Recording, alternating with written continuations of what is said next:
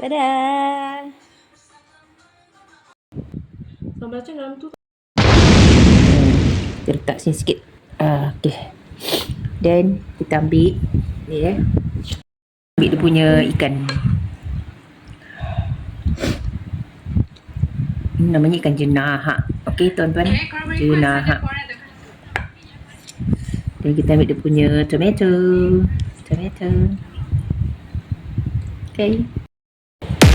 Tadi saya dah tuang. So kita rasa bismillahirrahmanirrahim.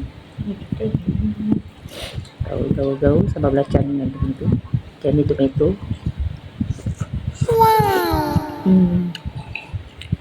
Sedap adik saya masak. Cahaya. Tak pusat lidah.